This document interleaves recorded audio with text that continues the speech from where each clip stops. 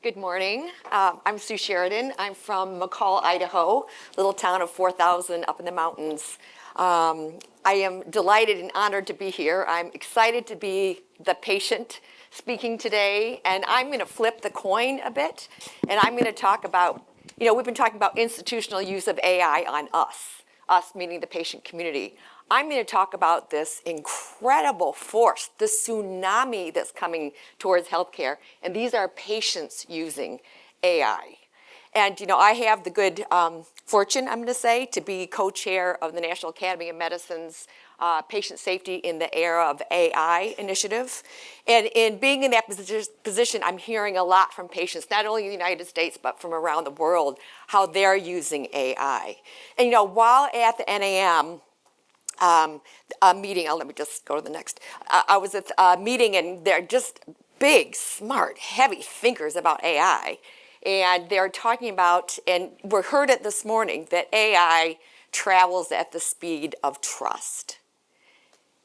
After having lived in the patient community, and you hear about my family story, I'm going to say that, patients may or may not trust AI in their own use, but they're using it. And so patients will adopt AI at the speed of desperation. And that is the truth. And so I'm going to weave this throughout my speech. Let me see, the clock is going. Okay, so what brings me to the stage today? My son, Cal, and my late husband, Pat. This was this article from USA Today. The porous safety net allows lethal medical mistakes. And under it says, care has failed to keep up with technological advances. That was in USA Today in 2000. So Pat, you can see holding my son Cal. Pat passed away when he was 43.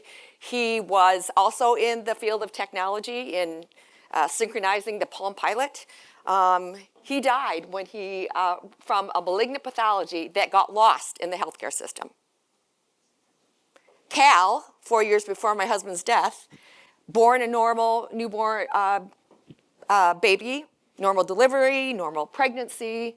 5 days later, Cal suffered brain damage in the hospital. We watched him suffer brain damage from his newborn jaundice, something that is completely preventable. At that time, the prenatal books and the physicians and the hospital handouts all said, don't worry, jaundice is normal.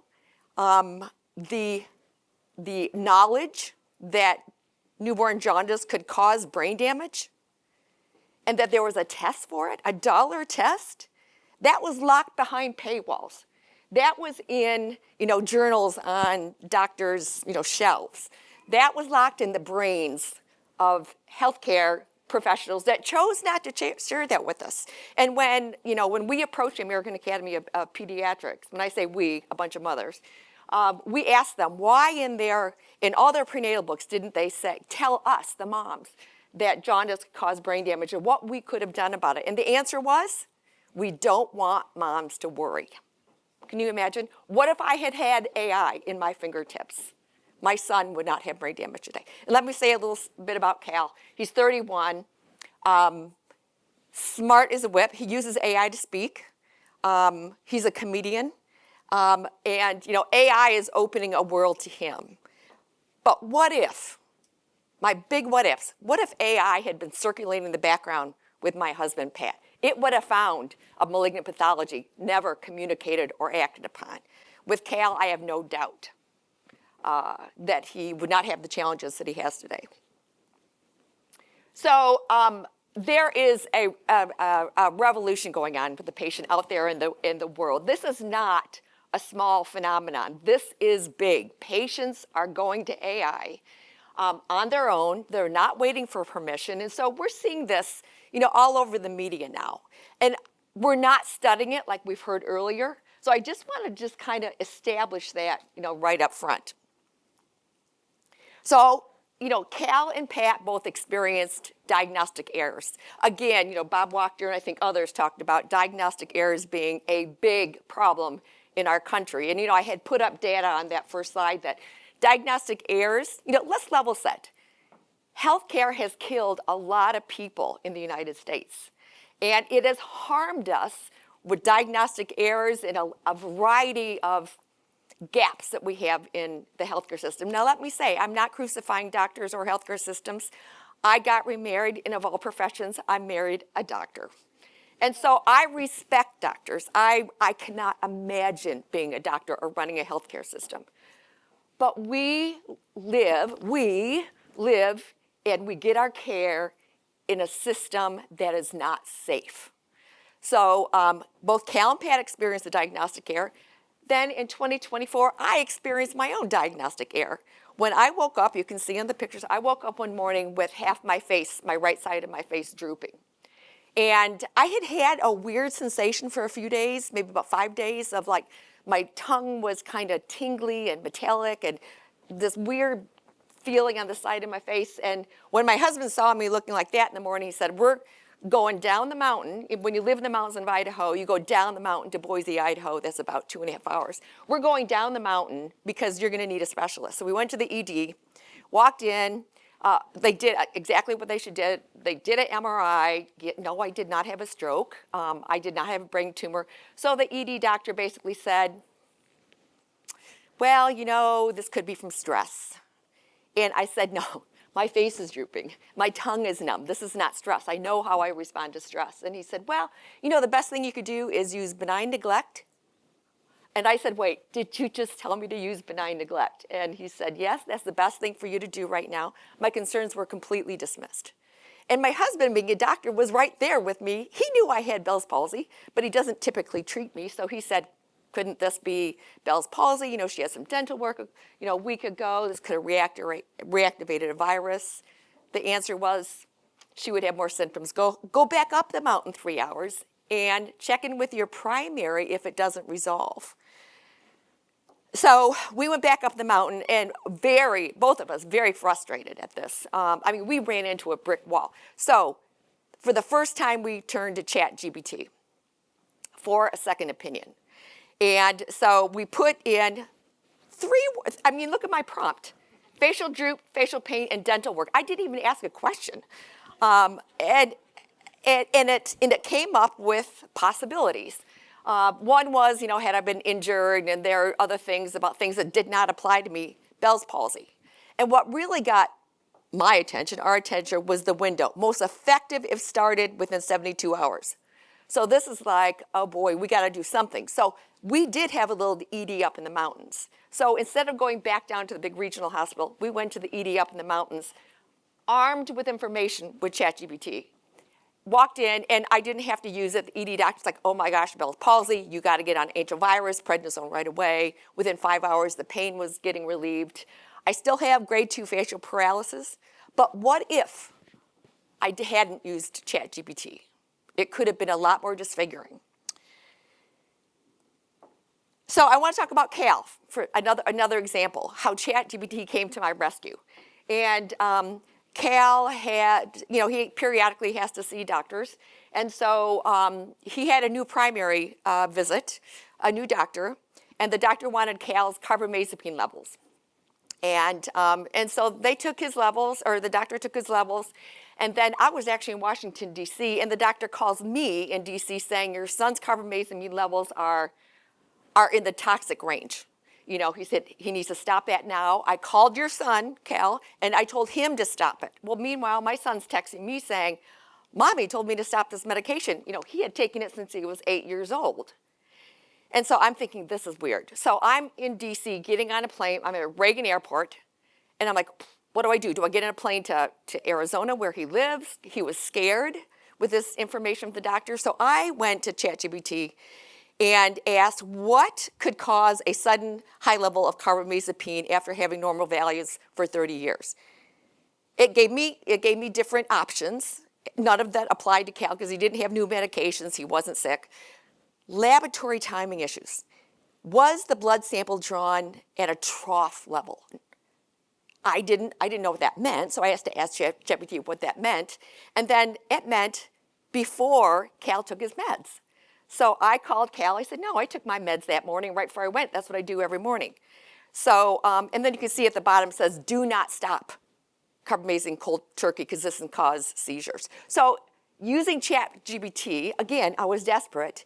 it answered my questions really quickly. I didn't have to get on a plane to Arizona. I was able to calm, Cal's nerves. And then well, I won't go into it, but I called the doctor back, and he's no longer Cal's doctor. And I have to say that, with Cal, because he's very complex, kernicterus, brain damage and jaundice is very complex. And I don't expect doctors to understand it, but I expect them to learn about it. And so when we went looking for, something just happened. So when we went looking for a new primary after we left the other primary, we walked into that doctor's office and I said as mom, I have to be fair that we're looking for a new primary, and any doctor that's going to treat my son will use AI, or you're not the right doctor. And so the doctor said, well, they don't allow us to use AI in our practice. I said, well, what do you mean? And this was in Tempe, Arizona. And so he said, look, I'll get on ChatGPT, and it blocked it. And I said, well, what about open evidence? And you know what he said? What is open evidence? So I got him on open evidence. He had to put in his number. And then he's like, oh, my God, I'm going to play with this all week. He is Cal's new doctor. I mean, it showed humility. My goodness, it was like, I don't know everything about kernicterus. I'm willing to learn more. I care about your son's outcomes. So how can we leverage, and just going back real quick, this clinicians adopt AI at the speed of trust. We adopt it at the speed of desperation. I'm giving you examples that are from all over the world. We are seeing very positive benefits of us using AI. And I'm looking at this patient safety and diagnostic safety space. There's a lot of other stuff out there that I'm not too sure how to solve. But in the patient safety and diagnostic space, I think there is so much promise that we all need to embrace. So why are we so desperate? There's about 100 million of us in the United States, either living in rural and frontier areas, like 66 million of us, where we can't just go see a primary. It takes like 6 or 7 months to see a primary, let alone specialist. There are 28 million uninsured. So there's about 100 million people that, when people say, when patients use AI, they have to ask their doctor, we don't have them. And I believe that using AI is safer than nothing. And we have to remember that. And patients are using it because access, they can't afford it. They might be afraid. They might not trust the healthcare system. They may have experienced bias and discrimination. So there's a lot of reasons why this is becoming an answer to a lot of our needs. So how can we leverage the promise of patients using AI? Number one, agency. Help us, help patients, the largest workforce out there. We care about our care. Help us help ourselves. Give us the knowledge, give us our data, and put us to work, because we care very much about our outcomes. Readiness. Are you ready for us?